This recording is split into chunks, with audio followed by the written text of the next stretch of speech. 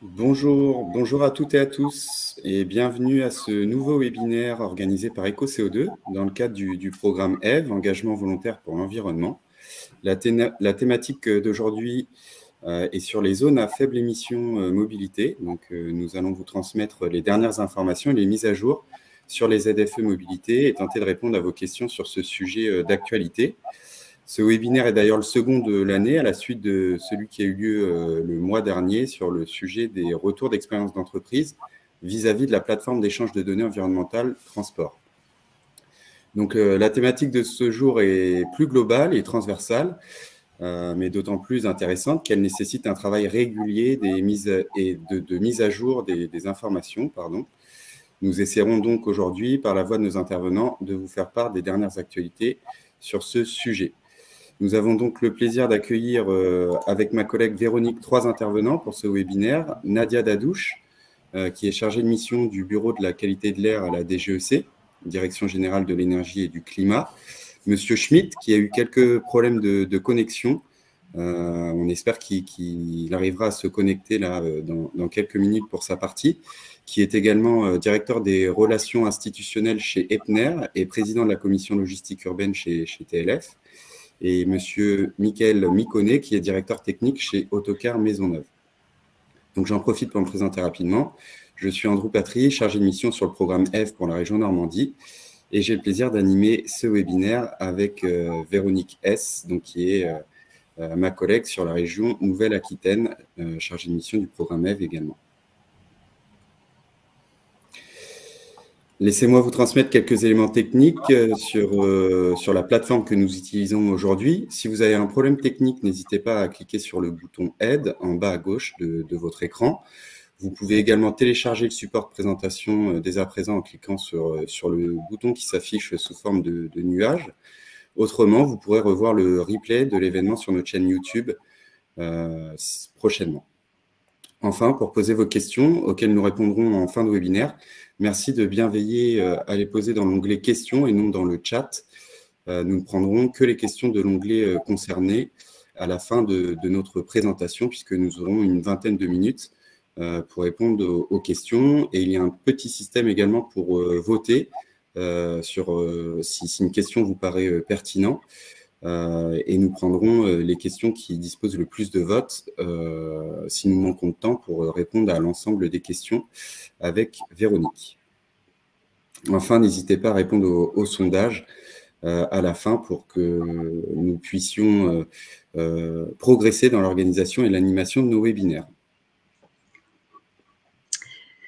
Bonjour à tous. Donc, ce webinaire va se dérouler en 4 grandes parties, où tout d'abord, Nadia Dadouche nous rappellera les enjeux sanitaires donc qui sont liés à la pollution de l'air.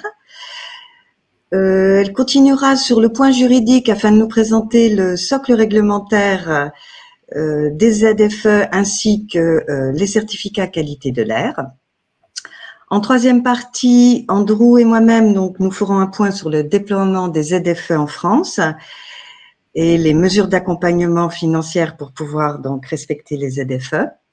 Et enfin, nous terminerons sur le retour d'expérience de 2 transporteurs, un transporteur donc de marchandises et transport Epner et un transport de voyageurs, les autocars Maisonneuve. Pour démarrer, je vais donner la parole à Nadia qui, en introduction, va vous rappeler ce qu'est une ZFE et aussi faire le point sur la différence entre les polluants atmosphériques et les gaz à effet de serre. Bonjour à tous. Alors, l'objectif de cette présentation, c'est déjà que vous ayez un peu une notion de ce que c'est une ZFE, pourquoi elle est créée. Alors, ce ne sera absolument pas exhaustif, mais l'idée, c'est que vous ayez en mémoire quelques messages que j'aurais souhaité vous faire passer. Donc, on va déjà commencer par ce que vient d'évoquer Véronique. Alors, qu'est-ce qu'une ZFE? Une ZFE, l'objectif principal, c'est améliorer la qualité de l'air dans des zones denses où vous avez des personnes qui sont exposées à une pollution. Alors, donc ça concerne essentiellement les agglomérations et l'objectif est de limiter les véhicules les plus polluants, leur circulation. Et l'idée, c'est Excusez-moi, j'ai dû appuyer. C'est pas moi qui appuie, je crois. Voilà. Le Graal, ce serait, on va dire très simplement les choses, ce serait de faire du report modal. Donc, le report modal, ça veut dire, à la place d'utiliser par exemple, un transport individuel, ce qu'on appelle l'autosoliste avec la voiture, et ben, utiliser les transports en commun ou utiliser des transports plus doux. Ça, c'est vraiment ce qui serait l'objectif atteint pour une ZFE, et aussi le renouvellement de la flotte de véhicules. Donc, ça veut dire on change de véhicule et on prend un véhicule qui est beaucoup moins polluant que ce qu'on avait auparavant. Alors, c'est un outil qui est à la main des collectivités territoriales, de l'EPCI. Donc, une ZFE n'est pas duplicable. Quand je dis n'est pas duplicable, ça veut dire qu'elles ne sont pas comparables. Elles dépendent de réalités locales. Donc, elles ne sont pas les mêmes partout. Et c'est pour ça que vous avez des ZFE qui sont différentes par rapport au choix des catégories qui seront limitées, aux vignettes critères, aux horaires, à la temporalité. Donc, elles sont modulables, c'est ce que je viens de dire à l'instant, avec ces différents paramètres que la collectivité prend en compte et compose avec. Voilà, donc j'ai mis juste en dessous les quelques articles du Code général des collectivités territoriales, hein, dont le principal, si je puis dire, c'est 2213-4.1. Si vous voulez aller regarder un peu plus près sur ce que c'est qu'une ZFE, ce sera cet article qu'il faudra regarder. Donc, je veux juste ici faire très simple, parce qu'on parle beaucoup des gaz à effet de serre. Donc, voilà, c'est rentré dans le langage commun, mais on a tendance souvent à faire confusion avec ce qui nous anime ici cet après-midi, la ZFE. La ZFE, c'est pour veiller à améliorer la qualité de l'air. Donc, la qualité de l'air, pour nous, c'est quelque chose de local. C'est ce que vous et moi, vous respirez à l'instant chez vous, dehors. Ça, c'est la pollution de l'air local. Contrairement aux gaz à effet de serre, qu'on appelle ça global. C'est la lutte contre le réchauffement climatique. Donc, on n'a pas les mêmes éléments, on n'a pas les mêmes polluants, et surtout, les conséquences de la qualité de l'air, lorsqu'elle est mauvaise, elle est directe sur la santé des habitants. Et c'est ce pourquoi la ZFE, elle est créée. C'est pour améliorer le cadre de vie des habitants, bien sûr, et le cadre sanitaire. Ce qui va nous intéresser ici, c'est en tout cas pour le transport routier, il y a deux choses, il y a deux éléments, deux polluants qui sont les NO2, les dioxydes d'azote, qui est en fait un indicateur vraiment spécifique de la pollution routière. Donc, c'est vraiment ce marqueur qui nous permet de définir dans quelle mesure le transport routier est responsable de cette pollution-là. Et on a aussi les PM, ce qu'on appelle les particules. Voilà pour ce qui nous intéresse globalement, hein, sur les ZFE, je fais vraiment très large. Donc, le but de la ZFE, c'est évidemment de réduire la concentration de ces polluants. Ce que je viens un peu de vous le dire précédemment en disant que l'oxyde d'azote était un indicateur un indicateur polluant typique, en tous les cas pour le transport et notamment le transport routier. Donc là-dessus, il y a pas de doute, hein. Si on prend par exemple aussi sur les PM2,5, les particules PM2,5, on voit qu'au niveau national, les transports, c'est 20%, l'Île-de-France, c'est 30%, et Paris, c'est 58%. Évidemment, plus on est dans une agglomération dense, plus la part des transports augmente. Alors, les enjeux sanitaires, j'ai un peu déjà évoqué le sujet, lié à la pollution de l'air. Je fais juste un petit rappel très bref. En Santé publique France, en 2021, a indiqué qu'on était à 40 000 décès prématurés par an qui sont dus au PM2,5, et on a 7 000 décès prématurés qui sont dus au dioxyde d'azote. Mais alors, l'idée, c'est qu'on parle beaucoup des décès prématurés, mais il y a aussi l'autre pendant dont on parle moins, c'est tous les effets chroniques, les maladies chroniques, les maladies cardiovasculaires. Savoir que, bien évidemment, on a des seuils réglementaires, mais que à la moindre pollution, j'ai envie de dire, il y a des conséquences. Même si on a des seuils qui nous disent qu'il faut respecter tel niveau, néanmoins, la moindre petite pollution a des conséquences sur notre état de santé. Donc, il y a les décès prématurés, mais pas que. Il y a aussi tout ce qui est maladies chroniques, qui sont aussi très, très importantes. Et il y a aussi un coût qui avait été estimé par le Sénat, un coût de 100 milliards d'euros. 100 milliards d'euros, c'est le coût de cette pollution, en fait, et surtout quand on ne fait rien. Donc, la pollution aussi, c'est différents polluants, mais c'est aussi, ça dépend des conditions météorologiques, la chaleur, le vent, etc., et de la topographie du lieu. C'est un peu comme les ZFE, ça dépend de beaucoup, ça change, ça dépend de beaucoup de paramètres. Et par rapport à cela, par rapport à cette pollution de l'air, à la qualité de l'air, donc locale, la France est en contentieux. Alors, au niveau européen, je pense que ça, tout le monde suit un petit peu pardon, ce qui se passe, en tout cas pour le dioxyde d'azote.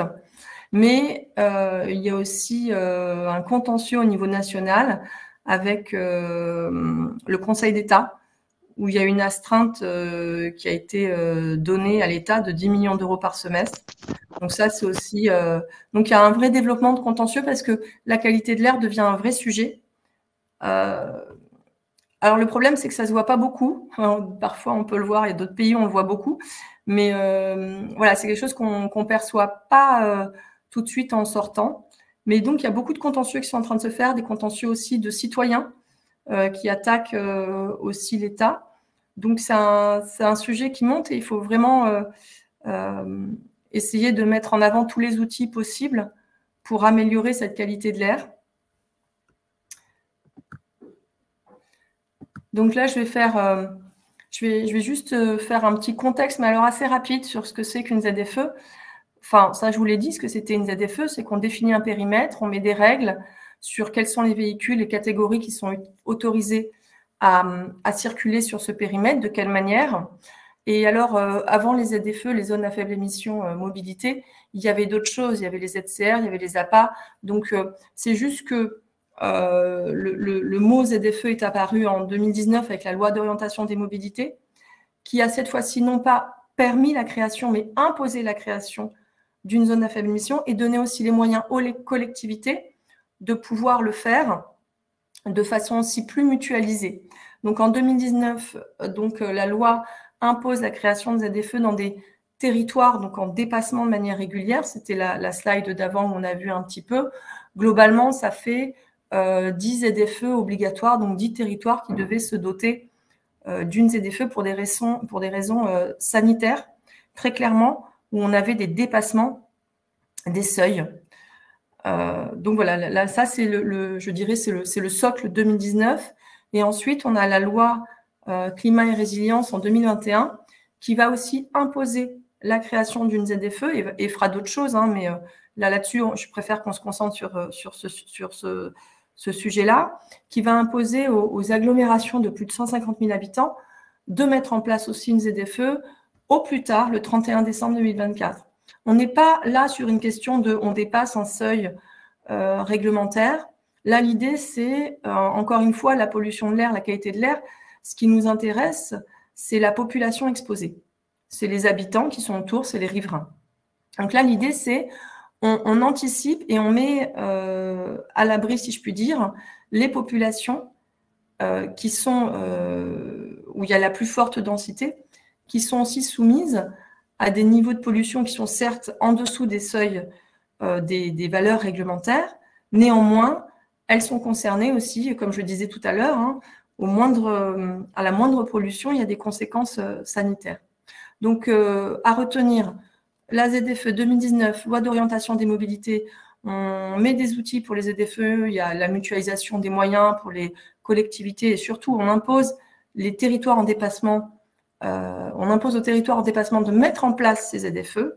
Et ensuite, on a la loi climat et résilience 2021, très rapidement, qui impose aux agglomérations de plus de 150 000 habitants de mettre en place une ZFE sans pour autant qu'il y ait un dépassement des seuils, des valeurs réglementaires.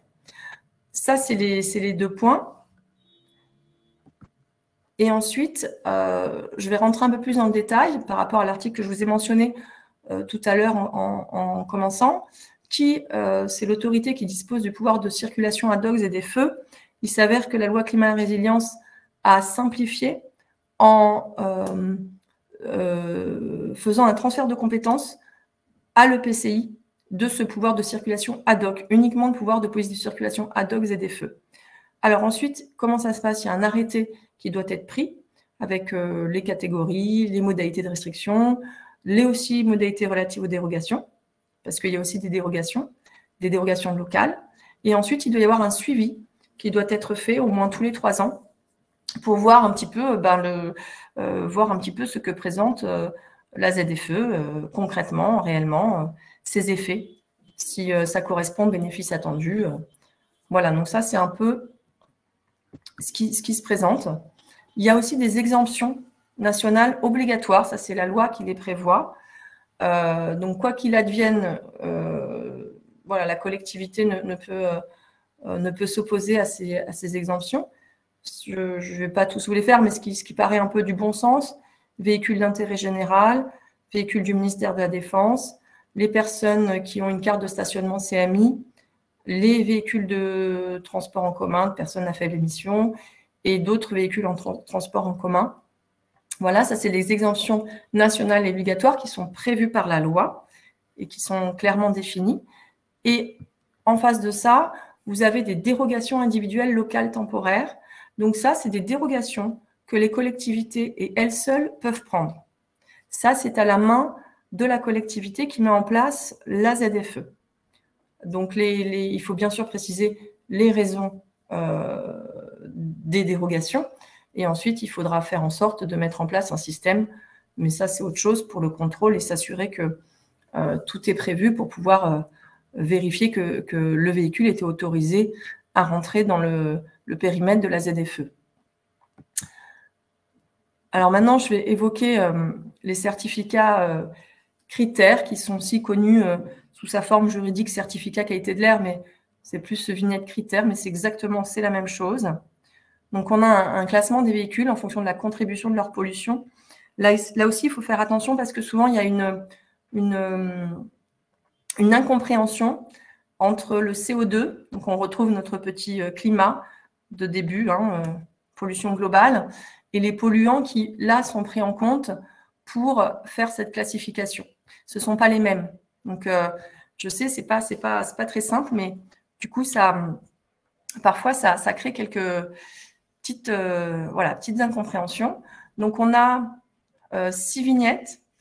La vignette verte qui s'appelle critères, et ça va jusqu'à 5. Donc, la critère, c'est la verte, c'est soit pour un véhicule électrique ou hydrogène.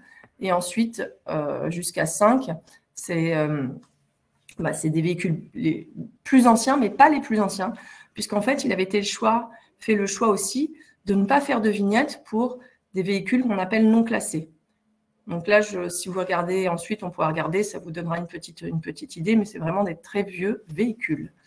Voilà, ces vignettes, elles servent dans 2 cas. Elles servent lorsqu'il y a une circulation différenciée, qui est, elle, mise en place par le préfet. Donc, le préfet va indiquer les véhicules qui peuvent circuler en fonction de cette vignette. Et lorsqu'il y a la mise en place d'une ZFE, si la catégorie de véhicules est concernée, c'est-à-dire que s'il y a des camions, si la ZFE ne concerne que des camions, les voitures ne sont pas obligées de mettre en place, d'acheter une pastille. Voilà pour les vignettes critères. Alors, il y a des collectivités qui peuvent aussi faire bénéficier davantage. Par exemple, si je prends Paris, vous m'excuserez, mais c'est là où je vis, donc je maîtrise un petit peu mieux. Si je prends Paris, typiquement, les véhicules électriques ne sont pas soumis à la redevance de stationnement.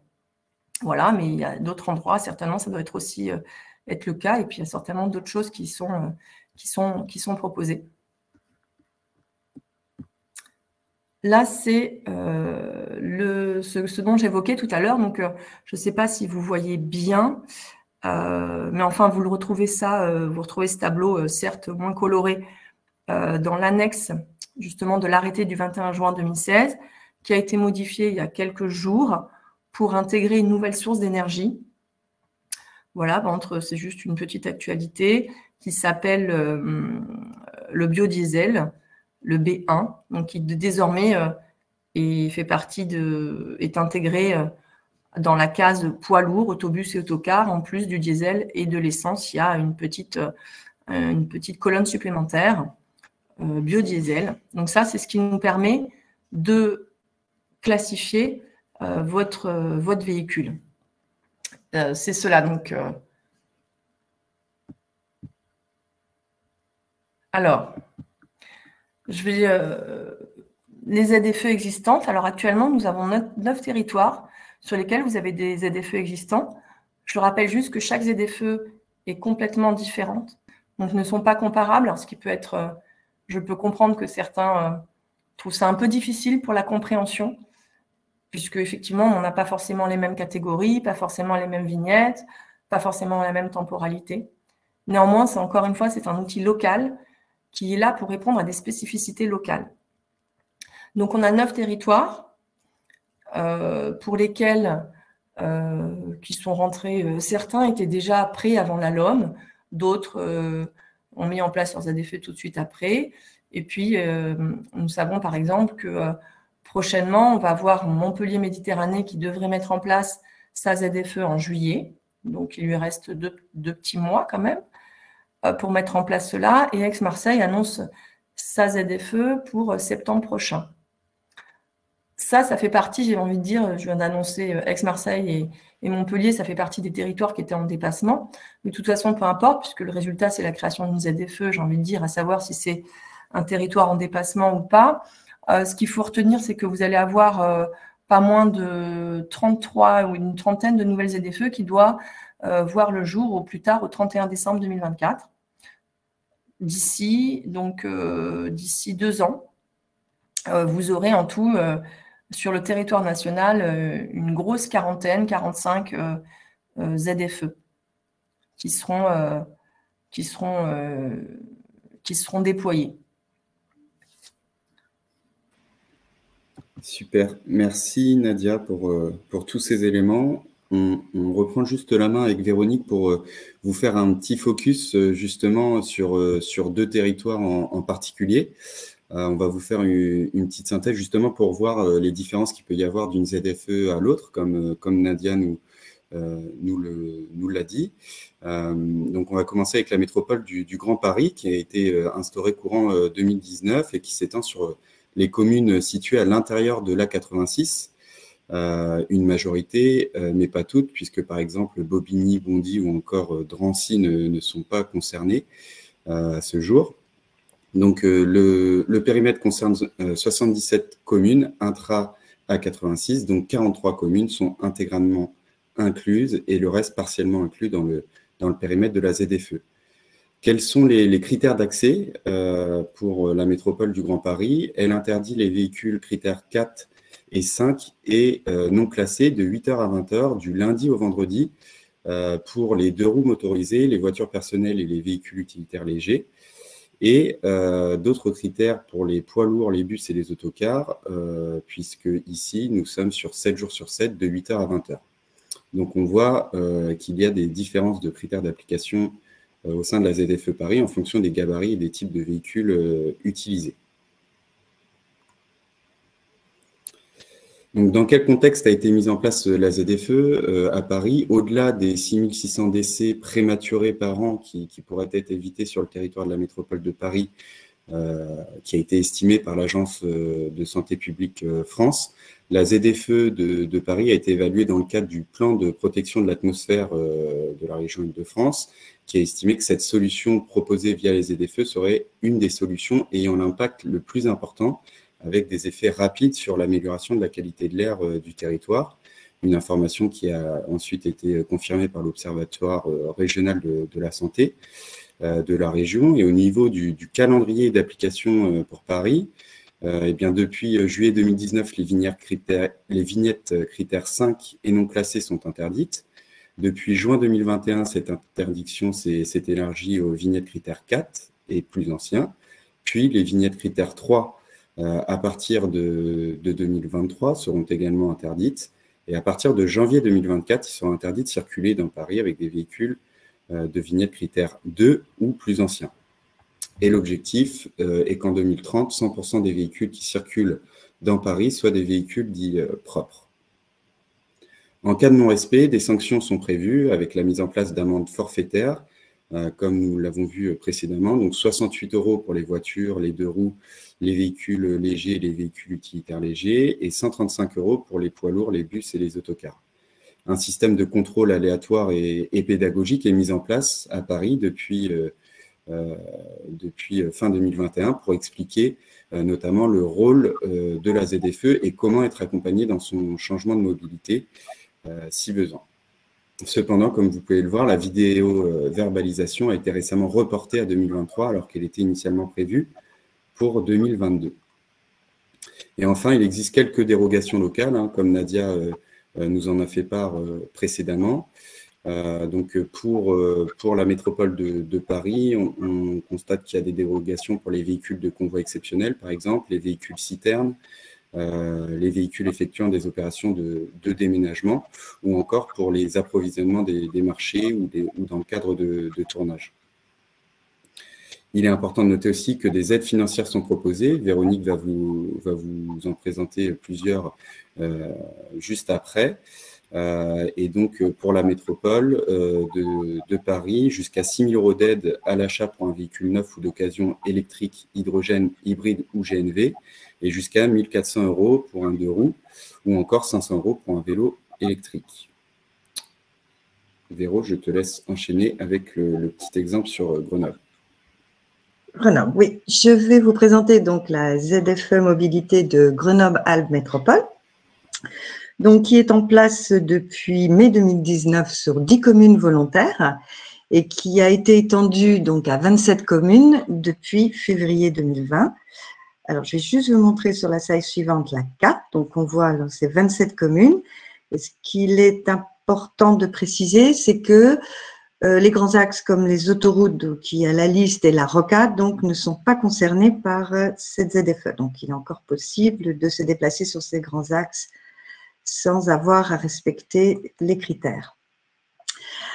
Alors, l'objectif pour 2026 de Grenoble-Alpes Métropole, c'est de baisser de 75% les émissions d'oxyde d'azote dans la métropole grenobloise, qui avait donc de gros soucis au niveau de la pollution. Et il souhaite aller jusqu'à 0 habitants qui seront exposés à une pollution qui dépasserait des seuils réglementaires. Donc, il n'y aura plus normalement de dépassement de seuils réglementaires avec la ZFE de Grenoble. Et enfin, donc, on aura parallèlement à l'évolution des véhicules une réduction des nuisances sonores. Alors, qui est concerné pour cette ZFE de Grenoble? Donc, ce sont tous les véhicules utilitaires et poids lourds destinés au transport de marchandises. Donc, ça concerne des véhicules qui sont de catégorie N sur la carte grise. Mais ce qui est important aussi de préciser, ces véhicules, qu'ils aient un usage professionnel ou personnel, ça veut donc dire que les particuliers, propriétaires ou louant ce type de véhicule sont aussi concernés. Cela impose donc une vignette critère obligatoire pour tous ces véhicules, que ce soit donc professionnels ou particuliers, qui sont en circulation ou en stationnement dans la ZFE. Donc aussi en stationnement, puisque les horaires d'accès, en fait, ils sont assez simples. Il n'y en a pas si on n'a pas le bon critère. Donc tous les poids lourds et véhicules utilitaires, marchandises plus particuliers, ont une interdiction 7 jours sur 7 et 24 heures sur 24. Donc, le calendrier de mise en place, donc, qui est déjà prévu jusqu'en 2025. Donc, on a déjà une interdiction pour les vignettes critère 4, donc qui est plus ancienne. Donc, au niveau, ça concerne essentiellement donc les véhicules utilitaires diesel Euro 3 et les véhicules poids lourds, autocars et autobus Euro 4. Donc, les véhicules acquis avant le 30 septembre 2009. À partir de juillet 2022, donc dans 2 mois, ce sont les véhicules qui ont la vignette critère 3 et plus ancienne qui seront interdites. Donc là, on a les diesels Euro 4 pour les véhicules utilitaires et les diesels poids lourds Euro 5. Et on a donc les essences Euro 2, Euro 3 pour les véhicules utilitaires et essences qui sont quand même assez rares en poids lourd, Euro 3 et Euro 4. Et enfin, en juillet 2025, donc dans moins de 3 ans, ce seront donc les vignettes critères 2 et plus anciennes qui seront interdites. Donc, il n'y aura plus de véhicules diesel, utilitaires et poids lourds donc, qui pourront circuler dans la ville. Concernant donc les dérogations, donc pour celle à durée de 10 ans, donc il y a eu un complément prévu par la métropole donc qui concerne les convois exceptionnels et les véhicules automoteurs spécialement aménagés.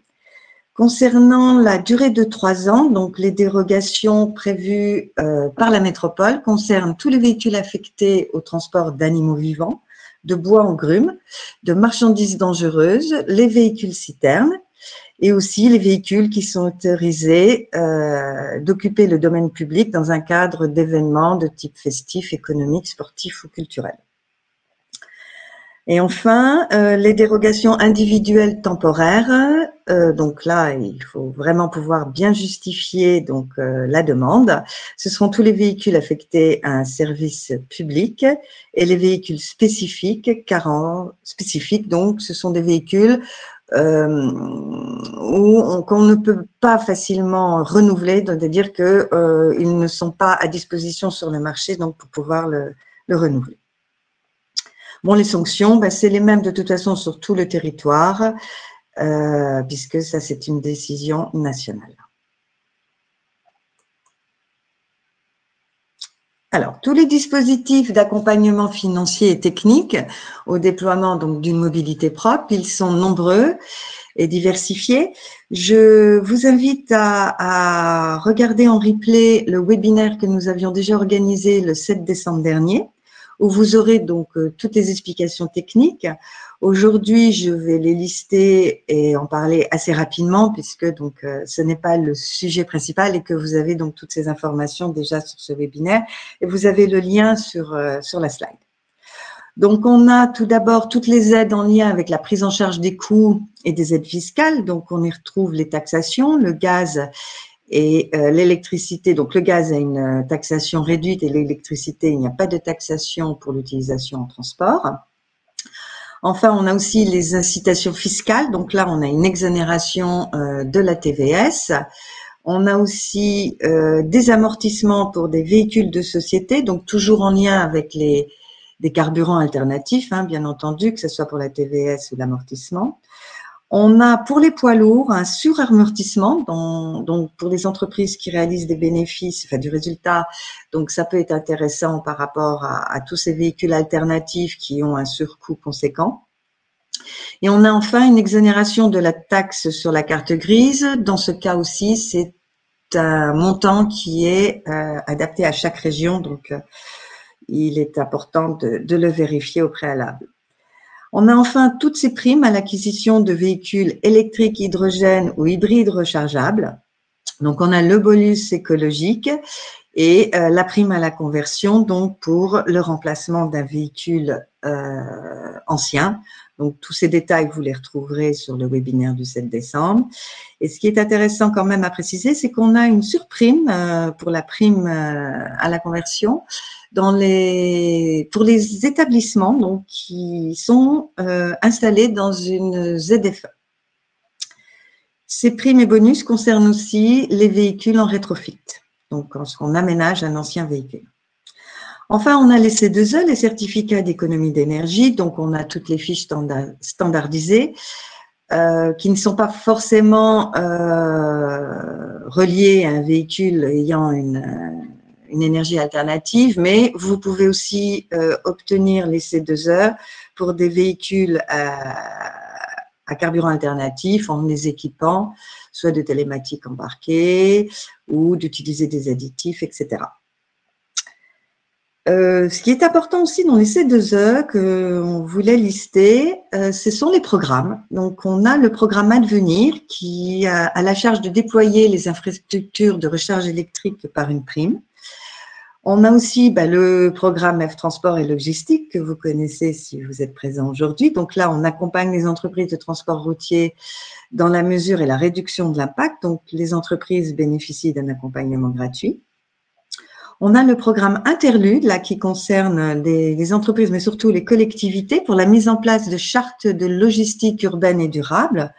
Donc, si vous avez une activité dans une collectivité qui s'est engagée dans Interlude, donc vous aurez accès donc à une information et à une mise en place de programmes et de stratégies accessibles de façon collective.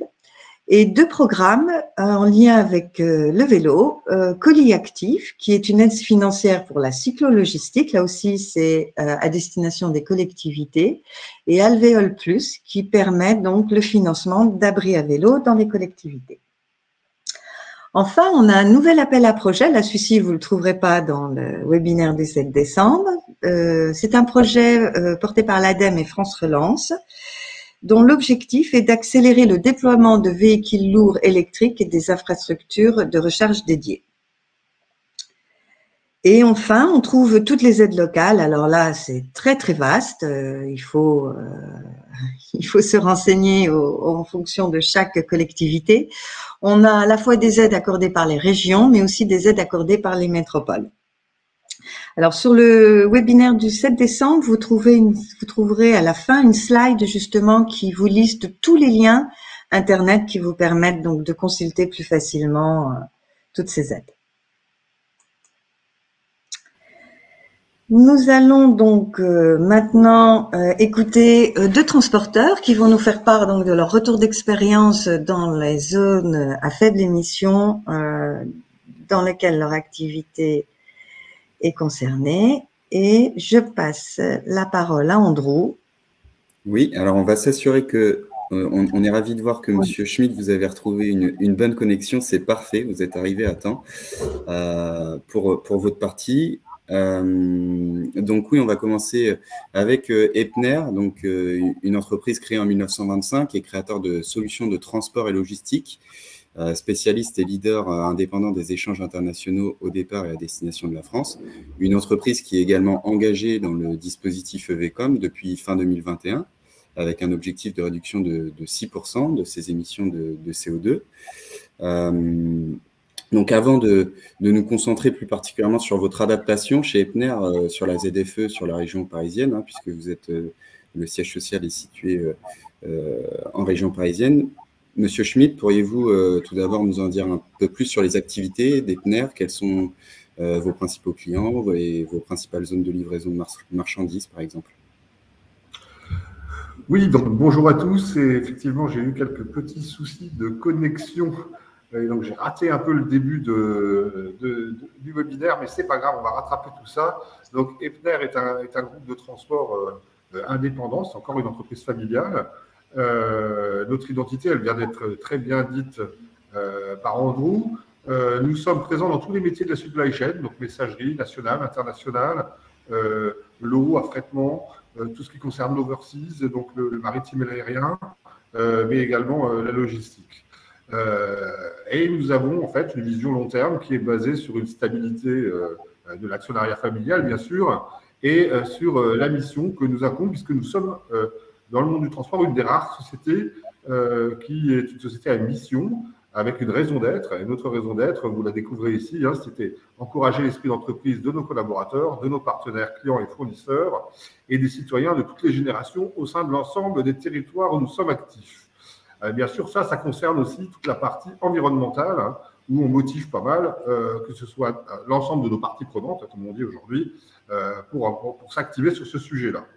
Alors, globalement, très rapidement, on ne va pas vous soulever de chiffres. À Epner, c'est environ 950 millions d'euros de chiffre d'affaires. Nous avons 3570 collaborateurs, plus de 85 sites dans le monde. Donc, nous sommes fortement implantés en France, mais aussi en Allemagne du Nord et sur l'ensemble de l'Allemagne, en Espagne, au Benelux. Et nous avons également des filiales aujourd'hui en Suisse, en Hongrie, en Angleterre, ainsi qu'en Afrique. Voilà pour la partie présentation. Alors, juste une petite précision sur FCOM. Vous avez dit que nous sommes engagé chez FCOM depuis 2021. Ce n'est pas tout à fait exact, puisque nous étions un des primo-accédants d'FCOM tout au début de l'aventure, avant même que ce soit ouvert à l'ensemble des transporteurs. Et donc, nous sommes donc engagés dans FCOM depuis son démarrage, et nous sommes un des primo-accédants. Depuis 2020, en effet, vous faisiez partie des 10 primos engagés dans EVCOM. Vous faites bien de le rappeler, Monsieur Schmitt. Alors, justement, après cette présentation d'Epner, est-ce que vous pouvez nous en dire un peu plus sur votre stratégie, enfin la stratégie qui a été mise en place pour vous adapter aux ZFE, et notamment à celle de Paris? Alors, concernant les ZFE, c'est quelque chose qu'on a identifié assez tôt, puisque j'ai moi-même écrit pour la Direction générale un rapport sur ce sujet-là en 2017. Hein. Donc, c'est quelque chose qui a été largement assez anticipé, on va dire.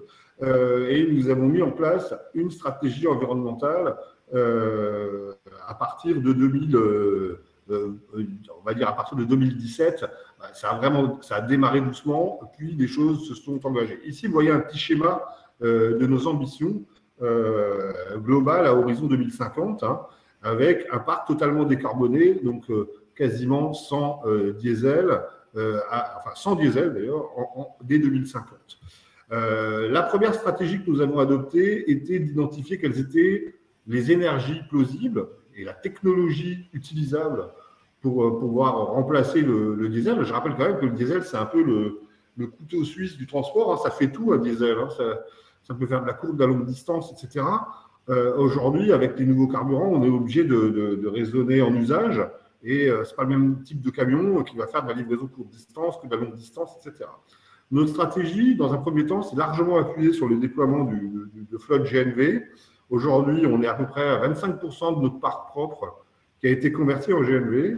Maintenant, il y a un ralentissement lié au coût actuel du gaz. Hein. Je rappelle, le prix du gaz a été multiplié par 4 ces dernières semaines et ces derniers mois, donc ça pose un certain nombre de problèmes.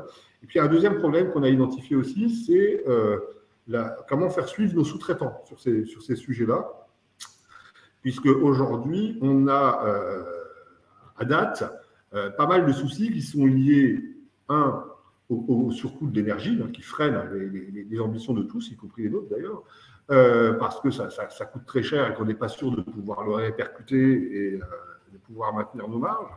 Et puis la deuxième chose, c'est que nos sous-traitants, un camion, on ne l'achète pas pour 1 an ou 2, on l'achète en général au moins pour 5 ans, voire 10 ans chez nos sous-traitants. Et c'est assez difficile aujourd'hui dans les ZFE, que ce soit d'ailleurs à Paris ou ailleurs, de se projeter loin dans l'avenir. Je rappelle que Paris dit verbalement vouloir interdire la critère 2 dès 2024, mais que l'arrêté n'a jamais été publié et qu'aujourd'hui, on est quand même dans une certaine forme d'incertitude sur ce sujet-là. Et ça peut constituer un frein pour les entrepreneurs qui, du coup, plutôt que de faire le mauvais choix, ne font rien, ce qui n'est pas une solution idéale pour les approches environnementales. Et donc, nous, au sein de la commission logistique urbaine que je préside chez TLF, on encourage vraiment à ce que les décisions elles soient bien calées sur les évolutions technologiques et sur les évolutions des technologiques et techniques pour qu'on prenne des décisions réalistes et que le monde du transport et de la logistique puisse se projeter dans l'avenir et investir dans les véhicules qu'il pourra utiliser sur le long terme. L'arrivée du B100 dans le club des critères 1 est une excellente nouvelle. Hein. Et donc, on s'en réjouit et ça permettra certainement de redéployer et de relancer l'activité.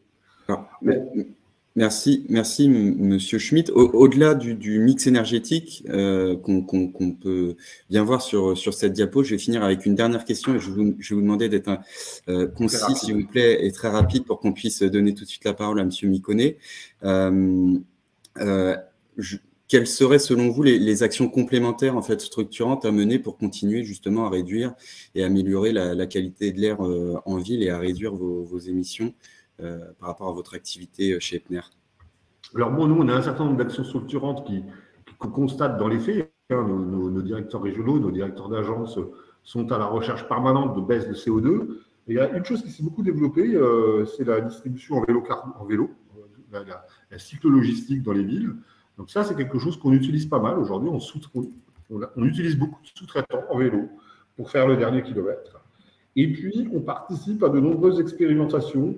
On va participer, par exemple, à l'expérimentation d'un camion électrique en région parisienne là, dans les prochains mois. On a aussi participé à des tests d'entrepôts logistiques mouvants, hein, c'est-à-dire qu'on allait avec des poids lourds sur un entrepôt qui était en fait une remorque garée dans la ville, et au départ de cette remorque, on allait en vélo distribuer autour de la remorque les destinataires. Donc ça, c'est une expérience qu'on a faite l'année dernière et qui était assez concluante. Donc on est assez ouvert, hein, je dirais, sur les évolutions technologiques et tout ce qui peut concerner les possibilités de réduire notre impact carbone. Donc, on travaille avec les startups, on a des réflexions sur des nouvelles formes de livraison du dernier kilomètre, etc., etc. Voilà ce que je peux dire. Super. Ben, merci beaucoup pour ce témoignage, Monsieur Schmitt. Je vous invite à rester connecté pour la partie questions-réponses qui va suivre très rapidement, si jamais il y a des questions spécifiques par rapport à vos témoignages. Encore merci. Merci beaucoup. Au revoir.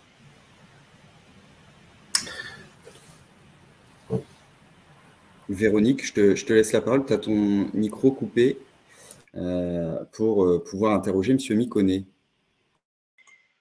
Merci Andrew, je parlais dans le vide.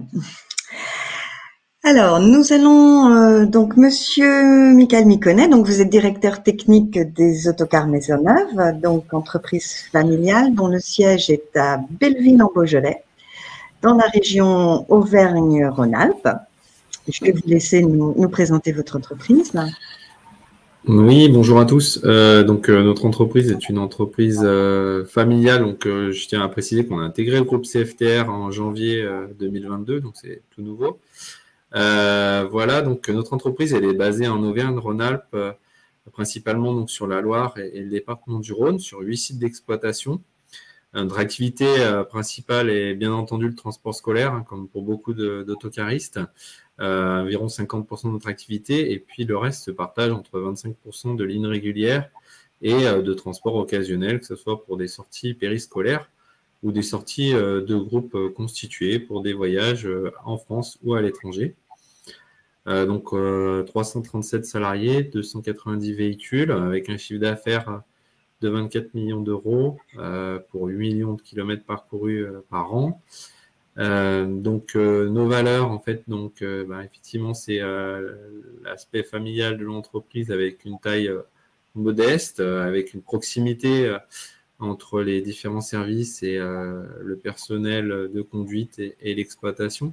Une qualité de service aussi qui s'en ressent pour des échanges en circuit court entre le personnel qui produit le service et l'exploitation et le service commercial, pour arriver à une satisfaction de nos clients, que ce soit les clients de la collectivité, pour être réactifs, et les clients privés pour des prestations personnalisées pour nos groupes.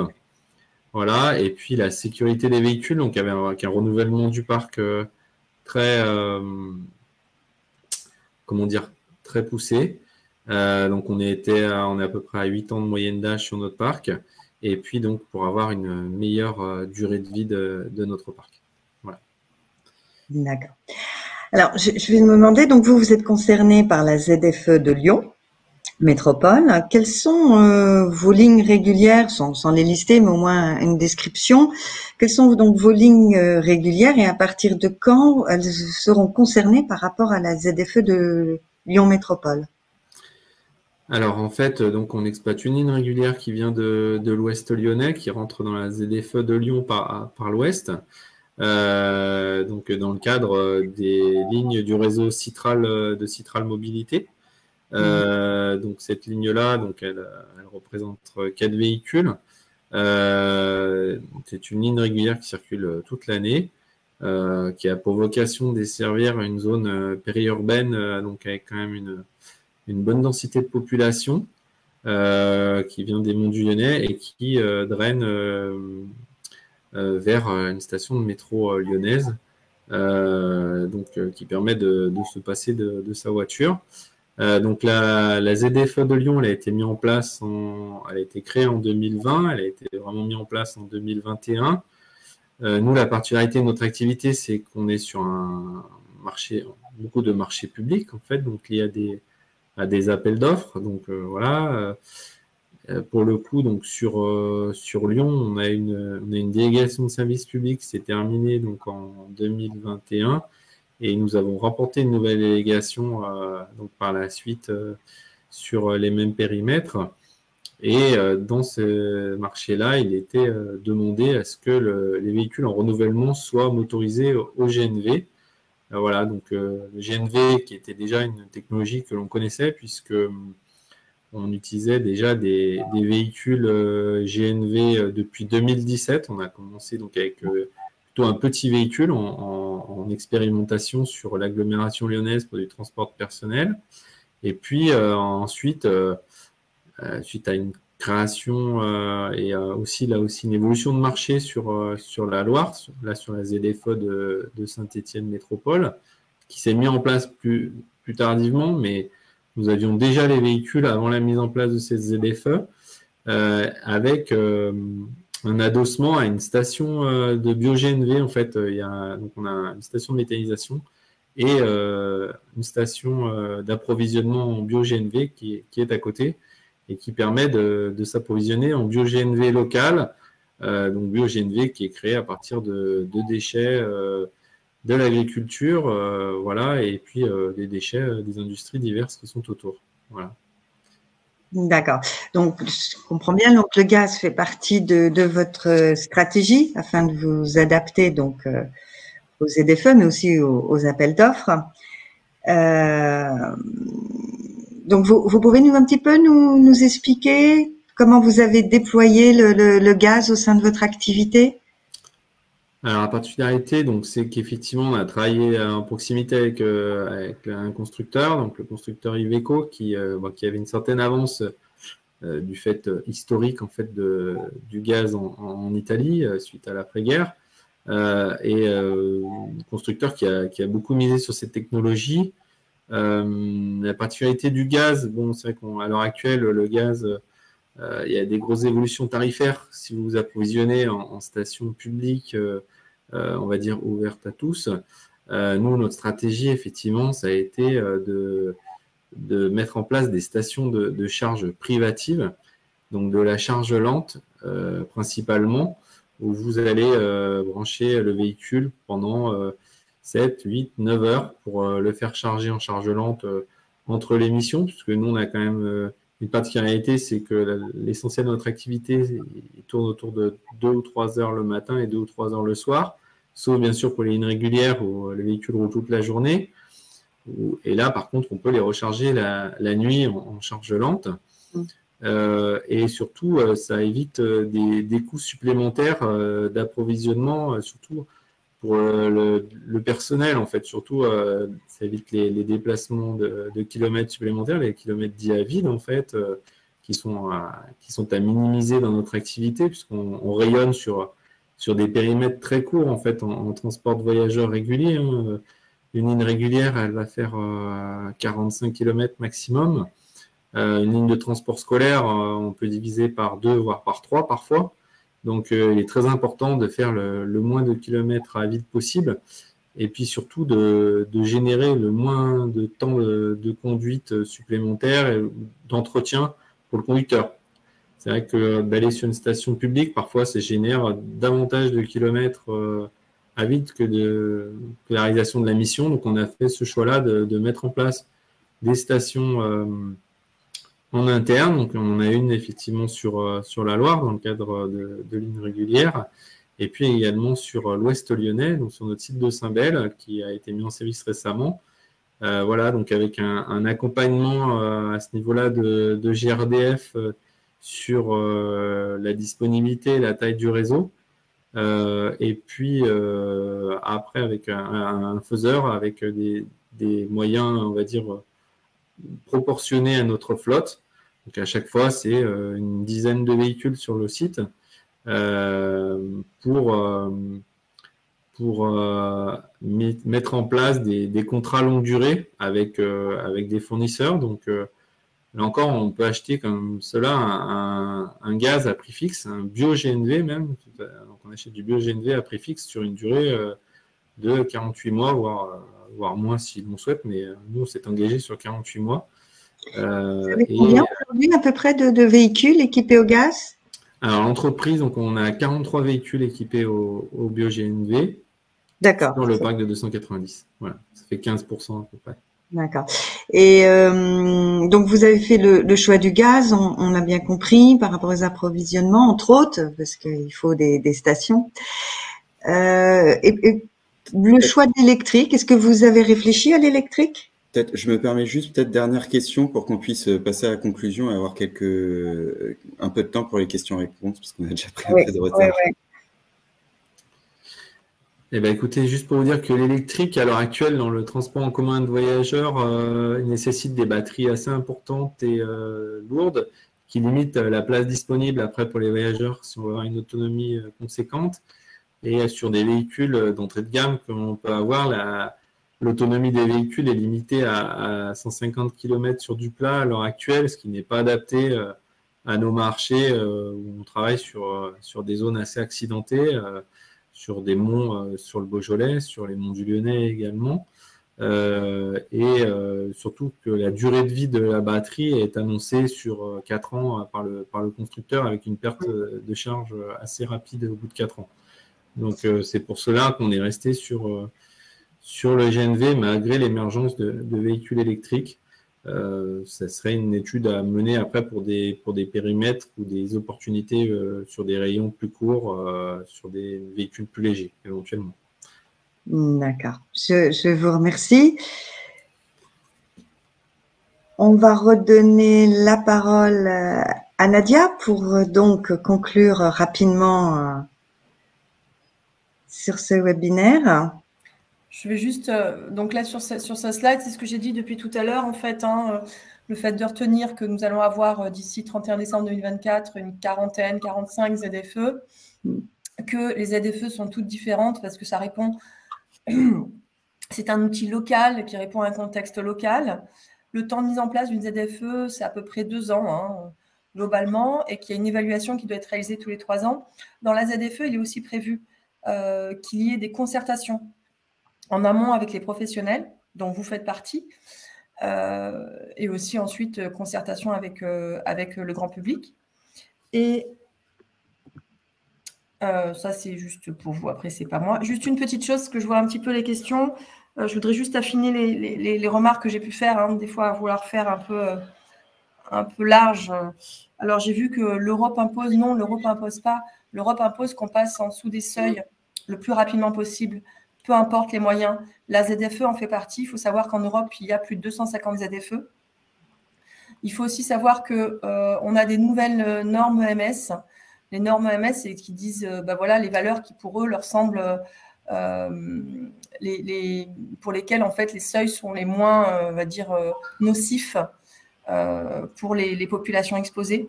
Donc, ces normes OMS ont été largement revues à la baisse, que l'Europe aussi devra aussi revoir, est en train de revoir, elle aussi, les seuils réglementaires qu'elle avait pris en compte. Ça, c'est aussi un fait important à retenir. Et qu'est-ce que j'ai vu comme question pour faire assez rapide? Oui, encore une fois, les ZFE, ça ne concerne que le transport routier.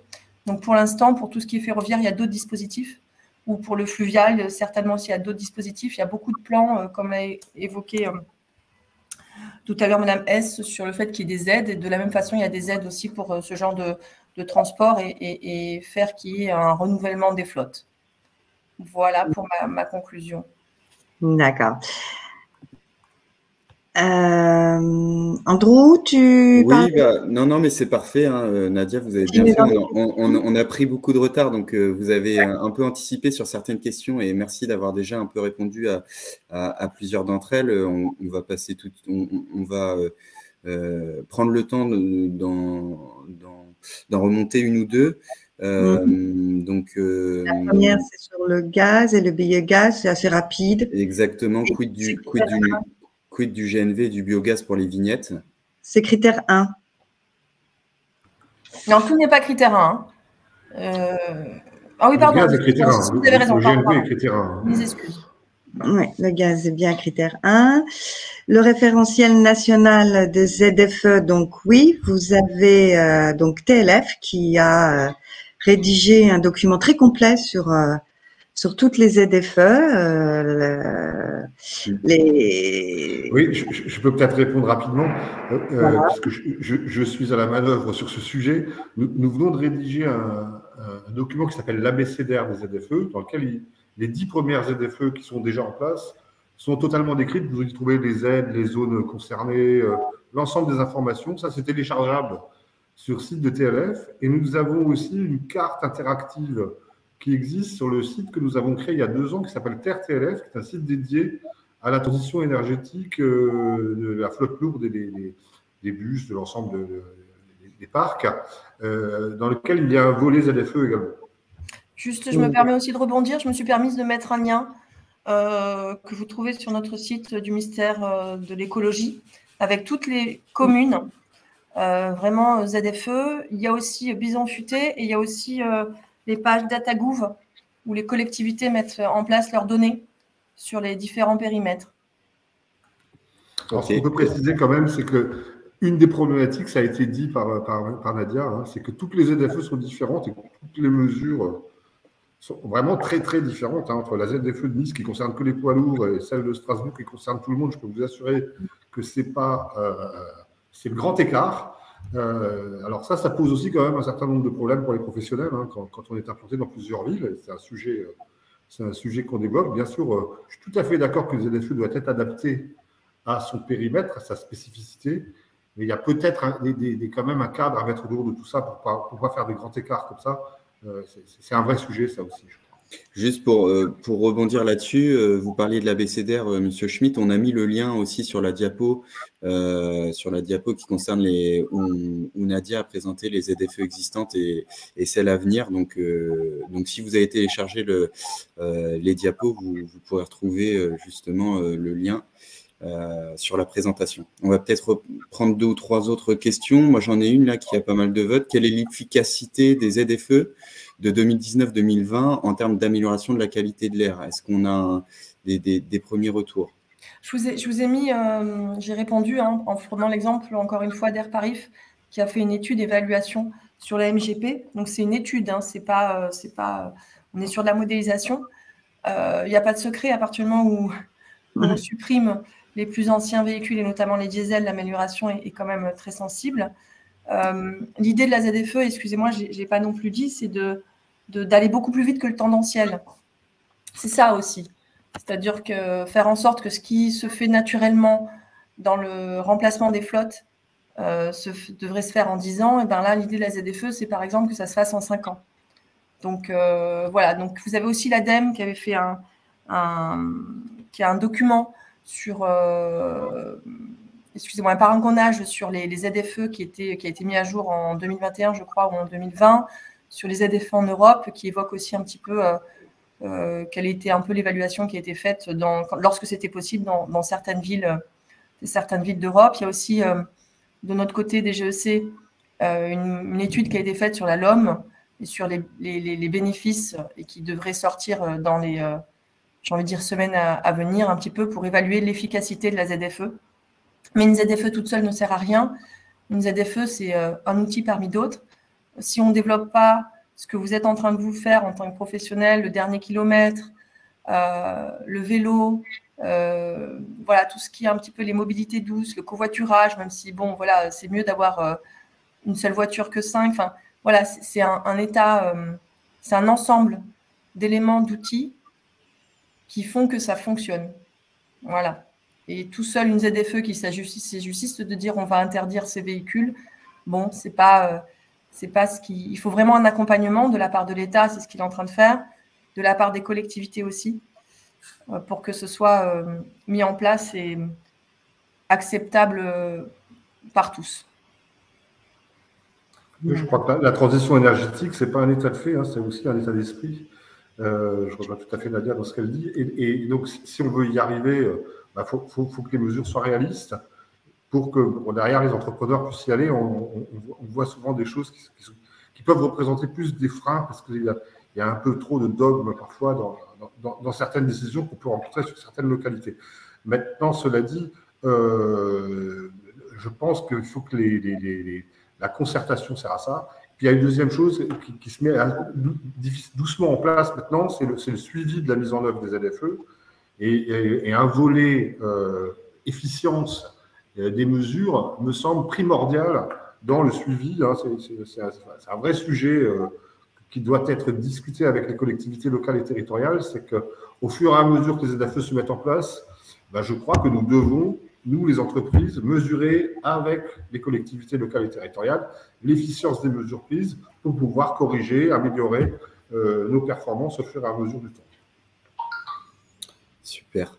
Peut-être terminer avec, merci hein, pour ces éléments, avec deux questions qui nécessitent une réponse assez rapide. Hein. La première, l'arrêté concernant l'autorisation d'utilisation du B100 pour critère 1 date du 11 avril dernier. Est-il déjà applicable ou un délai d'application de l'arrêté est-il nécessaire? J'ai vu que Arnaud, notre collègue, avait répondu, donc applicable dès le lendemain, pour confirmation hein, de Nadia ou de Christophe ou Michael. Tout à fait, c'est déjà applicable, c'est tout de suite. Après, le B100, hein, pour rappel, c'est limité au parc propre, c'est-à-dire qu'il n'y aura pas de station d'avitaillement public en B100. Il faut avoir sa propre cuve chez soi. Et il y a une certaine complexité au niveau des autorisations, puisque la loi dit que c'est la cuve qui est située à l'endroit où le véhicule est attaché. Ça veut dire que l'utilisation du B100 ne sera vraisemblablement pas possible pour la longue distance. Or, c'est plutôt un carburant qui serait bien pour cela. Et petite précision, on parle bien du B100 exclusif. Hein. Je sais que ça a été mis aussi dans les réponses. Hein, mais, il y a des précisions. Il y a peut-être une autre question qu'on se pose chez TLF, je pose quand même la question, c'est qu'a priori, le droit européen a classé le B100 en énergie de première génération, interdite dès 2025. Et donc, quid de comment tout ça va se mettre ensemble. Non, la décision est toute neuve, donc on n'a pas vraiment creusé ça, mais c'est une question qu'on se pose. Ok, parfait. Bah, écoutez, on a déjà bien dépassé le temps. Encore désolé hein, pour… Excusez-moi, je voulais juste répondre à une question sur le bio-GNV qui me semble très importante. Oui. On a un des participants qui dit que le bio-GNV détourne les terres agricoles. On a déjà fait des webinaires sur le gaz, donc… Oui, mais là, moi, je veux tout de suite corriger ça. Le biogaz, c'est fait avec des déchets. C'est pas fait avec de la masse naturelle. Donc, s'il vous plaît… non, pas complètement, non. Non, il y a aussi des cultures pour faire du méthane. OK. Nadia, vous avez peut-être un élément complémentaire à rajouter ou… Non, pour moi, je pense que mes messages, s'ils ont été entendus, je m'arrêterai là. D'accord, merci. Andrew, je te laisse présenter le prochain événement. Oui, alors très rapidement, hein, on vous a mis justement la date du 9 juin. Ce sera le prochain événement dans le cadre du programme F qui sera en version hybride, si je puis dire, en présentiel pour celles et ceux qui le peuvent et en virtuel pour ceux qui ne pourront pas être présents. Donc, c'est sur la matinée du 9 juin. Ça fait suite à notre dernier événement virtuel qui a eu lieu le 27 janvier pour cause de contexte sanitaire. Donc, l'idée ici de la matinée, ce sera de pouvoir mettre en avant justement les lauréats. Nous aurons, comme d'habitude, 2 tables rondes. Une table ronde à 9h30 sur quelles actions pour pallier le manque d'offres de motorisation alternative dans le TRV et une seconde à 11h sur la coopération entre acteurs, une passerelle entre politique environnementale et stratégie RSE. Donc, n'hésitez pas à vous inscrire. On vous a mis le lien juste ici.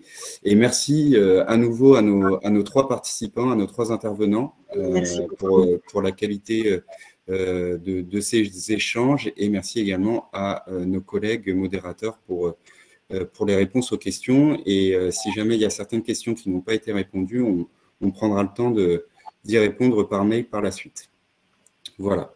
Merci encore à tous pour ce webinaire et pour votre attention. À bientôt. Au revoir, à bientôt.